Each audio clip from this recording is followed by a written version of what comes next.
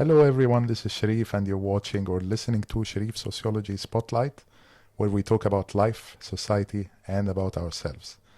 Today, we are going to talk about a personal issue that turns out to be more public than we think. In 1961, a female name became so popular in the United States of America and in other parts of the world. Parents used to choose this name for the newly born daughters. That name was Jacqueline. 1961 was the first year of John F. Kennedy's presidency, and the name of the First Lady of the US at the time used to be so popular, mostly because of her appeal and prominence as well. In 1961, the name Jacqueline was ranked the 40th most popular name only in the state of Illinois. If you compare this only to a year before, which is the year 1960, it was ranked 69. It jumped almost 20 ranks because of the popularity of Jacqueline Kennedy. The name started to become less popular over time until it surged again after the assassination of the president. And then eventually its popularity started to fade away until it didn't become a popular name any longer around early 80s. So for those of you who have kids, do you really think that the names we choose for our children are really our choice? They are not affected by any other external factors? This is what we are going to look at today. In a very interesting study conducted by the sociologist Stanley Lieberson in the year 2000, a study that he called a matter of taste, he was conducting studies on how fashion develops and evolves over time. And he used a big part of this in order to focus on how the names are given to the children. Choosing a child's name can be explained as a result of three different consequences. One is the external forces, two is the internal forces, and three is the historical development. What is meant by external forces, according to Lieberson, is the big things that take place in society, such as democratization, social mobility, big technological advances, the big stuff that takes place in a society.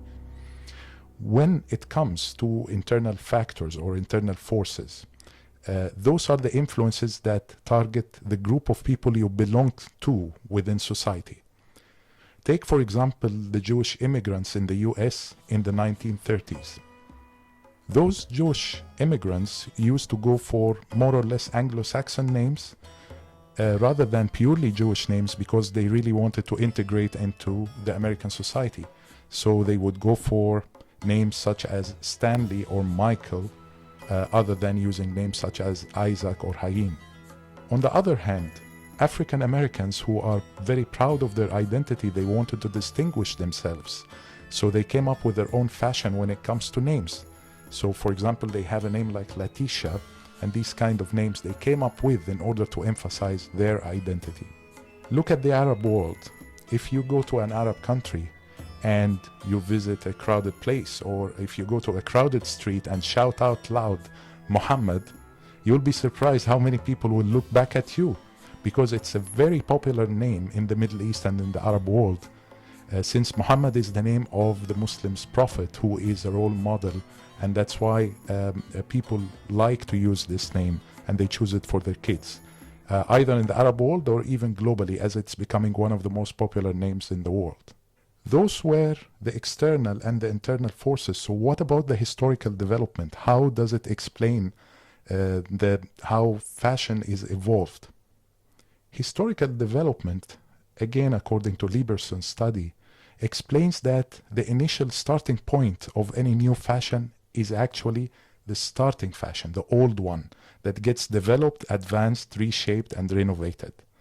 So according to Lieberson, fashion evolves through a process that has three main steps. Step number one, the upper level of society adopts a specific fashion that distinguishes them. Either we're talking about giving names to their kids or buying certain clothes. They want to be different, and that's why they go for their own fashion. They buy things that only them can buy. This is followed by a step where the other classes in society down below, they start to imitate this fashion in order to imitate the upper classes. This leads to the third step, by which the upper classes feel that they are obliged, or in a way forced, to go for a different kind or a new fashion in order to keep distinguishing themselves from others. The economist Thorstein Veblen explains his theory of conspicuous consumption that talks about how expensive products are a way to demonstrate wealth. So in this theory that came out in 1899, he explains that many goods and many products are expensive not because they are fashionable and attractive, but they are actually fashionable and attractive because they are expensive. And that's what makes upper classes buy those in order to distinguish themselves and to create their own fashion that no one else can buy except them.